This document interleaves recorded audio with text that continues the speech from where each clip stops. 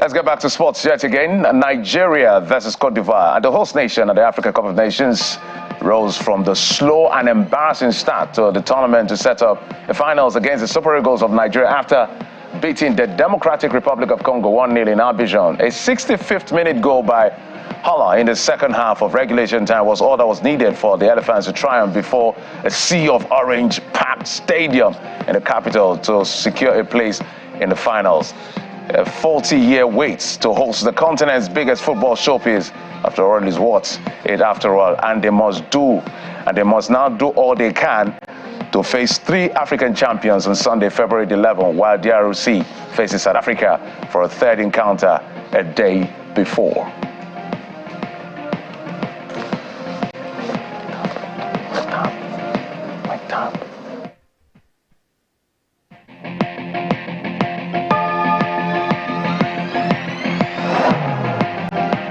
Well, that's the outlook of the top stories and, of course, what we're expecting the rest of the day. Celebrations are still on in Nigeria for those of us who are African brothers and around the world. But, yes, let's now head to other things. That's on the top story. Let me invite my guy, Kyle Day, to come join me. Yes, my package. Thank you so much. It's not the cup, but you can manage it. Yeah, absolutely. I'm super excited. Like, I have to learn to manage my excitement today at some point because this was an incredible journey for us. Absolutely. We're literally seeing this dream of bringing back doing it again slip out of our hands when that match started. But we're grateful that we're here and we're talking excitement and joy and happiness. I shudder to think what would have happened if we had not won that match. I don't want to imagine. Olaino was crying, like literally. I saw the video of him saying, "This guy saved me." But let's be fair. I was ready to forgive Olaino, really, because Olaino has been phenomenal in this particular competition. So no pressure, guys. Okay, just do your thing. Don't let the pressure get to you. We know how it could be. No pressure, right? 200 million people, but no pressure. I don't know about that, but we're super grateful to the Super Eagles of Nigeria. Every department did their bit.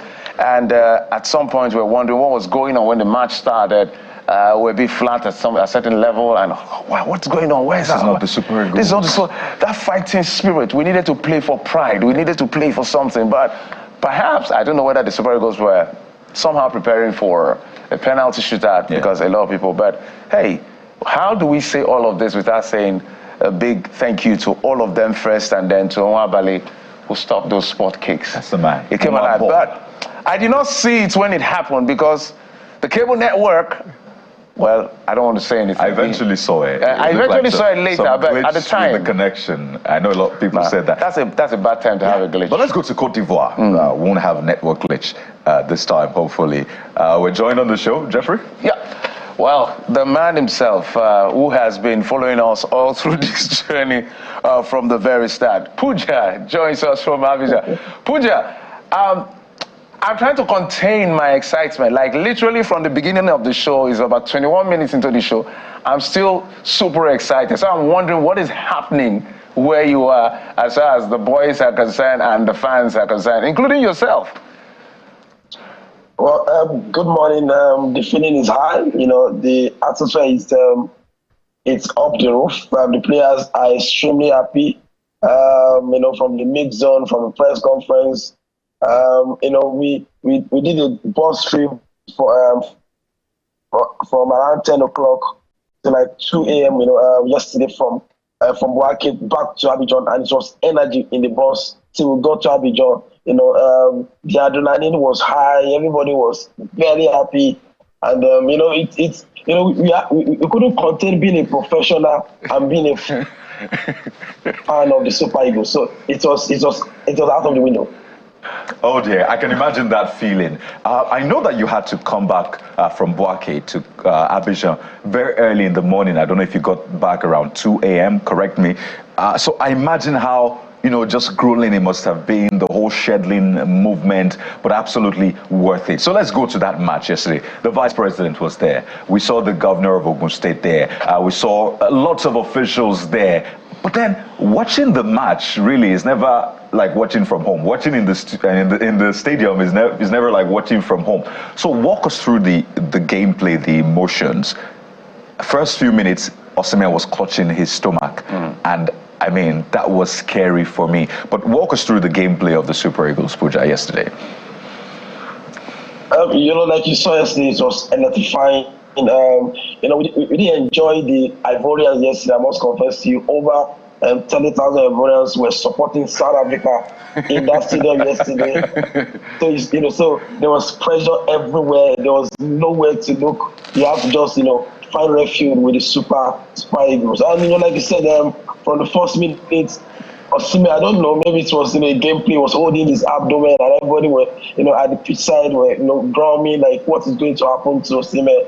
All of a sudden, he came back and he did extremely well again, considering that penalty for the Super Eagles. So, all in all, it was a game plan, like I said, it was a masterpiece of performance. It was that formation has helped us from the second game against Ivory Coast, the 3-4-3 formation has been, I know, even when Saido didn't train yesterday, and it was doubtful that he won't play, that game. And nobody, were faithful, because we knew fully well that we have personnel in the team that can actually fill the vacuum for Saido Sanusi, and he did.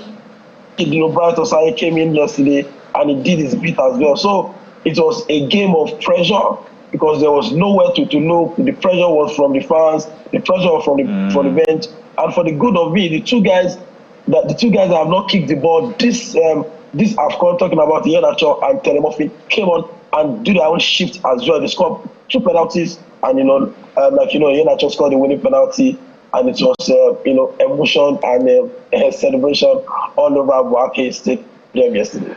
Pooja, I'm sure that the pressure, they say, there was a time it used to be the pressure is worser. The pressure is going to be worser, permit me, for us on Sunday, because this time the Ivorians, they are going to come out from all angles to make sure that they support their own. And you can imagine the roar of all the people in orange trying to, tone down the trumpet of the Super Eagles. But let's get back to some of the things we noticed at the very beginning. What really happened? Was there like a game plan from your view, from what you saw, to hold it for 90 minutes and hold it into extra time for the penalty? Because we didn't see the fire the Super Eagles have always had in some of the matches at the very beginning. And we're wondering what was going on. Was it a technical issue? Was it a formation? They were able to track us in it. What was happening? If you look at our new, foul formation, the 3-4-3 formation, it's a formation of high intensity. And it took a toll on the players. And this is the first time the Super Eagles have been traveling out of Abidjan. When we got to back yesterday, we felt the weather as well, as journalists, as fans, and it was totally different from what we have been used to in Abidjan. Remember, the Super Eagles have been in Abidjan from day one. So this is the first time of traveling out of Abidjan. So it took a toll on them. South Africa have traveled to San Pedro, they played in Yamoussoukro, they played in Abidjan, and they traveled to Buake. So they know, they were adapted to traveling around and adapted to different weather in Côte d'Ivoire. But this is the first time Super Eagles are traveling out of Abidjan. So it took a toll on them. The first time, the intensity was low because of the weather. It wasn't hot. It was very cold yesterday, in Buake. So it's a mix of, climate change, it's a mix of adaptation, and of course, you won't take anything away from the team. They'll be fighting for themselves. The tenacity have been high. And again, with what was going on in the team, in terms of Osimhen not training, Saido not training, so we had lots of injury worries as well in the team. So it's a game plan, not for them, but of course to take it a little bit calm in the first half because of the weather, because of the atmosphere, and like I said, all the Ivorians in the stadium, we had 35,000 capacity filled yesterday, and everyone was supporting South Africa because Ivory Coast, they want Nigeria to play them in the final. Well. Well, yeah. The inevitable has happened. Now that you explain the context, I think it might make sense to some people. First, to talk about the weather. The fans were against the Super Eagles of Nigeria because we watched them play and we're thinking, what's going on? I mean, for like majority of the first half, the South African team kept, lobbing that ball, and it was a major issue for the Nigerian team, sending those long balls in, and our defenders were struggling. If not for Grace and Bukola's prayer and our prayers, we probably would have considered earlier on. But I hate to, to ruin the party here. We have a game on Sunday against Cote d'Ivoire. It is going to be a major decider. There will be more fans against us, and I think, Jeffrey, you referenced that. What are we expecting really in terms of gameplay? Are we going to be still be trying this 3-4-3 formation? Are we going to take it for granted that we won Cote d'Ivoire 3 weeks ago? This is our second meeting in 3 weeks, and then we can always win them again. I want us to stay focused, Pooja. I want to celebrate, but we need to win this cup, Pooja, for Nigeria at least. So it's very simple. We are going back to Abidjan. We are going back to the Ivory Stadium in Abidjan, and this is the place we defeated Ivory Coast in the first game, in the second game in the group stage. So we are familiar with the weather, we are familiar with the stadium, we are familiar with the fans, and this is the place we play like in a group stage. So we won't talk about the weather. We'll talk about in adaptation. This is a place we are familiar with, and like you said, I think we are going to stick with that formation. I don't think we want to miss. We want to throw away the winning formula. The winning formula is the 3-4-3 formation, and I think that's what the manager will stick to. Ivory Coast the group. Remember, they started very poorly. They got beaten 4-0 in their final game against Equatorial Guinea. They were waiting for the best loser before they qualified, and now they're in the final in the final of AFCON. So I don't think there will be complacency. When you look at the players yesterday, it was high-level performance from them. Even the guys, like I said, the guys that didn't kick a ball till that moment, the likes of Kelechi Iheanacho, Telemofi, were the guys that played the penalty for the Super Eagles. So all the players, even the players that are not playing, even the goalkeepers, if you saw yesterday, Uzo was like the cheerleader to Wabali. Ojo was the cheerleader to Wabali. So there was no competition. It was all collective, effort to win against South Africa, because it was more than football yesterday.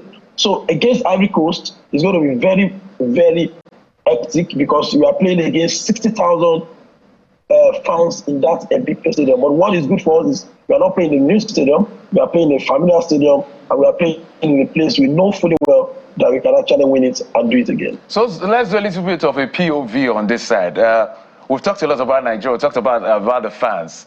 Let's talk about what you worry that the Ivory Coast players can do to damage aspiration that we need to check out early enough. We still have, today's what, Thursday, yeah. Friday, Saturday, so we can continue to ring it in their ears, guys. We have to do this. It's very simple. If you look at their games, two things work for them perfectly well after they qualified from the group phases. The fans are there for them. Senegal, the defending champion, couldn't do anything tangible for them because they were overwhelmed by the fans. They've not left Abidjan in this tournament, so that's the biggest plus for them. For Ivory Coast again, they play a very good outside shot. Freckles for Fana play shot everywhere on the pitch, so they have long range players that can actually play good shot from outside the box. So if you are playing, the low line, the 3-4-3 low line we're playing, you have to be very wary about their shot from outside the box, which of course it has been what we used to win. In Cup of Girl, remember, in against Cape Verde, that's what they did. I said against Cape Verde, in their last game, that's what they did as well. Yeah. So we need to counter that, and make sure that they don't have that luxury of playing shot outside the box. And again, because we played them before, we know what the fans can bring to the table. We defeated them even with their fans. It's an added advantage for the Super Eagles to face the host nation, who have improved in this tournament, and for the Super Eagles as well, who have improved and adapted well in this tournament. So it's a game of 50-50, but in terms of, as a Nigerian, we have to win this one. Absolutely. I was going to ask what your prediction is, what player we should watch, and if there should be some changes in that final match. A lot of people missed Zaidu, by the way, yesterday. They had been complaining about Zaidu, and then Zaidu was not in the match. Like, we missed Zaidu in that match. Yes, Yusuf came in. Sadly, he considered that penalty, but you could see the energy he had. He was just trying to cover a lot of ground, trying to defend and all, and that was what was responsible for that. But you can't take away that fact from him. We saw saw Mofi as well playing. He got us that red card, at least red card on the side of South Africa. We thought it was a penalty. So do you think maybe new players should be infused? We saw Iheanacho also playing. We saw Meru playing. Maybe that was a penalty decision ahead of the penalty. That's why we saw those changes. But do you see any change coming in, and what's your prediction specifically? Okay, very, very quickly, we need to, have to call the doctors to give an injection to Saidu Sanusi.